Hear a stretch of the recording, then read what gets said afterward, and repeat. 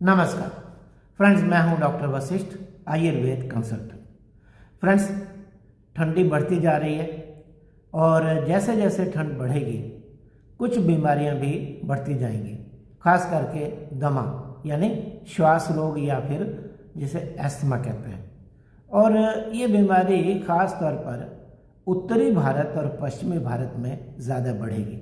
और शायद यही कारण है कि पिछले कुछ दिनों से बहुत सारे आयुर्वेद डॉक्टर्स ने हमें संपर्क किया है कि सर, दमा की बीमारी के इलाज के लिए आयुर्वेद की कुछ इफ़ेक्टिव दवाइयाँ बताइए और टू द पॉइंट बताइए, इधर उधर की बात लंबी चौड़ी नहीं करनी है, ऐसा बहुत सारे लोगों ने कहा है।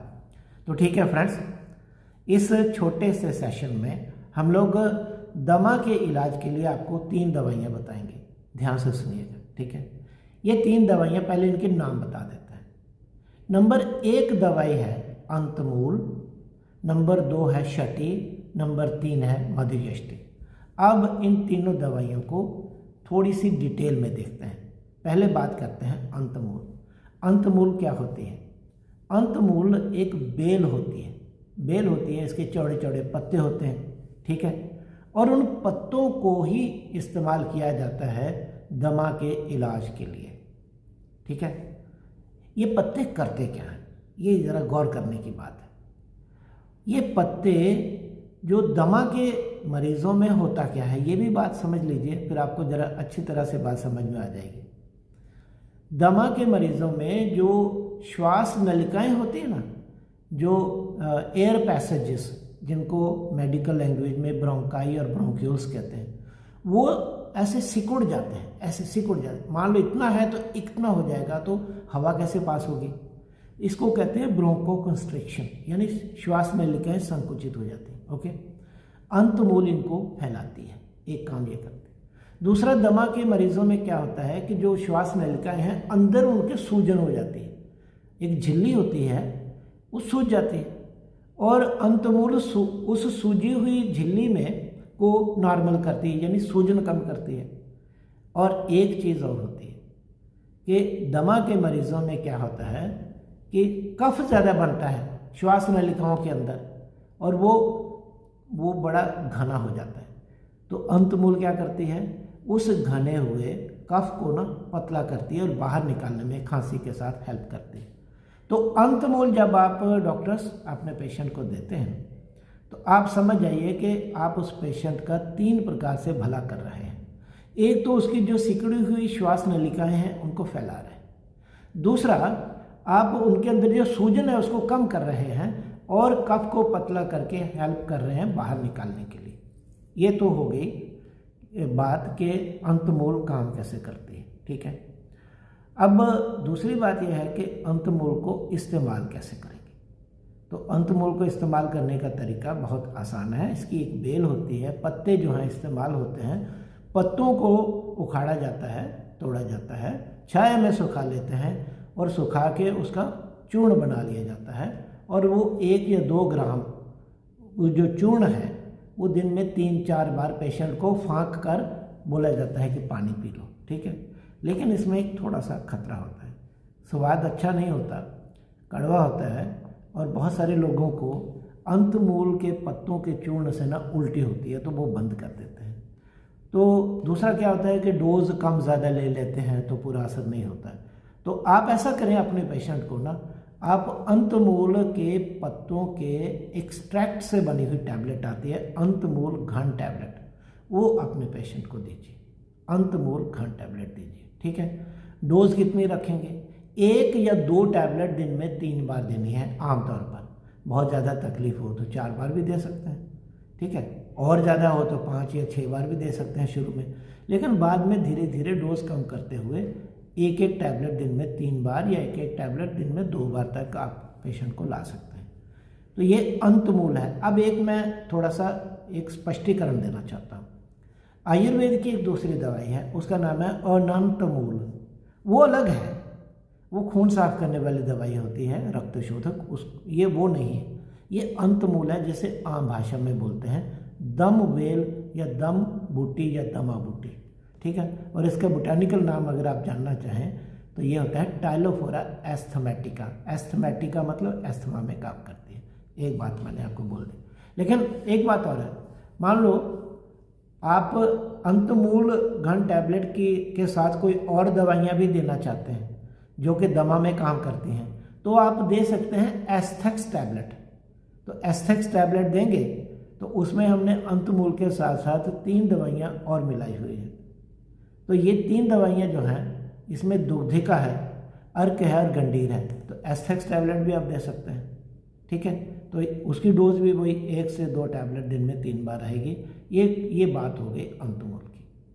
अब इसके बाद आते हैं दूसरी दवाई पे, और उसका नाम है शटी, जिसे आम भाषा में कपूर कचरी कहते हैं, ठीक है। ये क्या होती है? इसका एक पौधा होता है और जो जड़ होती है ना उसमें कंद होते हैं, कंद राइजोम बोलते हैं। तो वो ज़मीन के नीचे होती है, उनको निकालते हैं, साफ़ करते हैं, सुखाते हैं और फिर अच्छी तरह साफ़ करके उनका पाउडर बनाते हैं। 2-3 ग्राम वो पाउडर दिन में 3 या 4 बार पेशेंट को आपको देना है। डॉक्टर्स मैं आपको कह रहा हूँ, ठीक है, पेशेंट को देना है जिसको दमा है।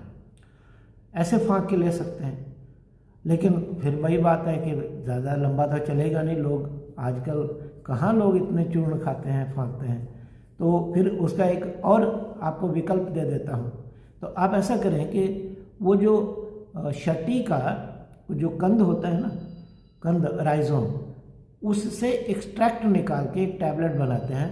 उसका नाम है शटी घन टैबलेट। घन का मतलब होता है एक्सट्रैक्ट। तो ये 1 या 2 टैबलेट दिन में 3 बार आप अपने पेशेंट को दे सकते हैं, ठीक है। अब ये करती क्या है?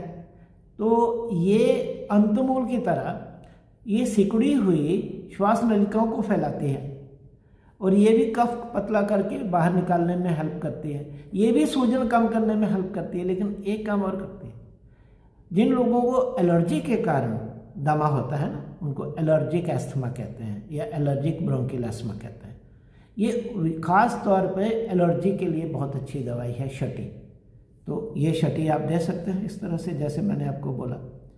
और या फिर एक शटी से बनी हुई एक टैबलेट आती है, खास करके एलर्जी में हम लोग यूज़ करते हैं, उसका नाम है लर्जेक्स।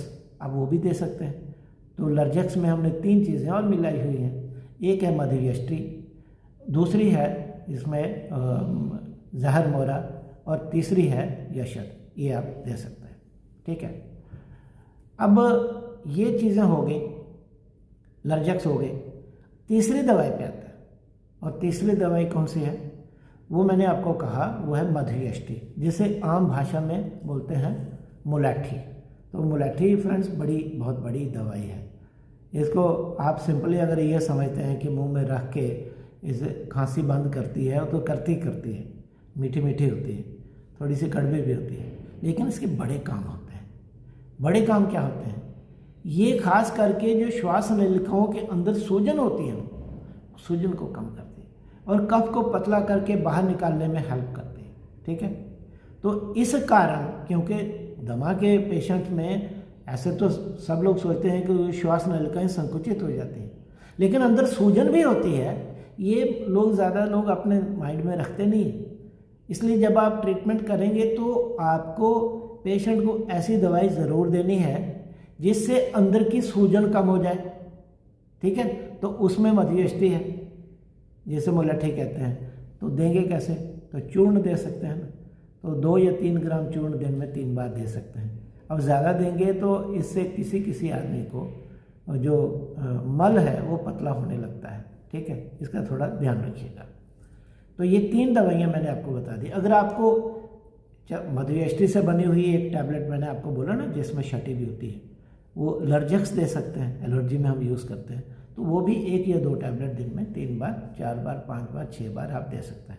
मधुयष्टि घन टैबलेट देनी है तो 1 या 2 टैबलेट दिन में 3 से 6 बार देते हैं शुरू में, और जैसे जैसे सुधार आता है वैसे वैसे दवाई कम होती जाती है। तो फ्रेंड्स, ये जो हमने बताया है डॉक्टर्स, आपको बता दिया और आपकी मांग पे बताया है, आपकी डिमांड पे, कि अब ठंडी बढ़ती जा रही है तो उसके इलाज के लिए आयुर्वेद की कुछ इफेक्टिव दवाइयाँ बताइए। तो हमने आपको 3 दवाइयाँ बता दी।